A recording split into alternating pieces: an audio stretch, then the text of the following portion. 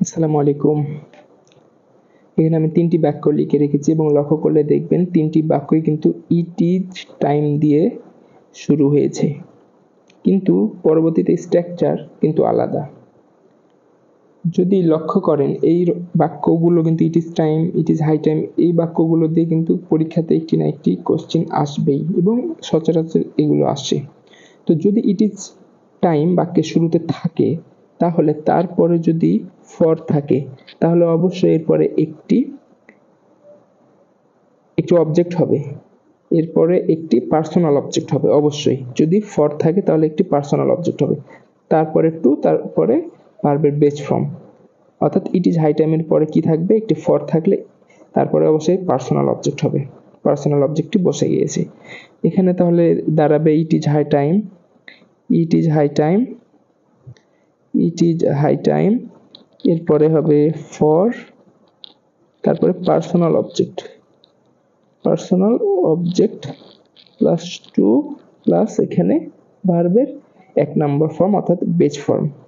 এবং আবারও যদি ইট ইজ থাকে 2 নম্বরে লক্ষ্য করি, এটি হচ্ছে যে এই রুলসটি হচ্ছে ইট ইজ টাইম, এরপর যদি একটি সাবজেক্ট থাকে এরপরে একটি সাবজেক্ট, অর্থাৎ এই যে উই ইট সাবজেক্ট, এরপরে কি হয়, ভার্বের পাস্ট ফর্ম হয় অর্থাৎ V2 হয়। এবং আরেকটি যদি আমি লক্ষ্য করি, এটাতেও রয়েছে প্রথমে ইট ইজ টাইম, এরপরে টু প্লাস ভার্বের বেস ফর্ম। অর্থাৎ ইট ইজ টাইম দিয়ে কিন্তু 3 ধরনের স্ট্রাকচার করতে পারি, অর্থাৎ 3 ধরনের স্ট্রাকচার হয়।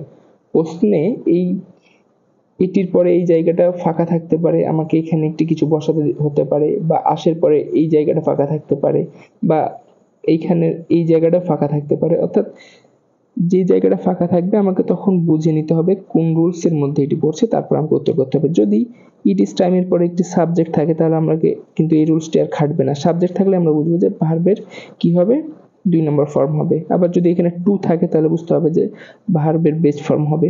তো এই হচ্ছে আজকের ক্লাস, এই পর্যন্তই। ধন্যবাদ সবাইকে।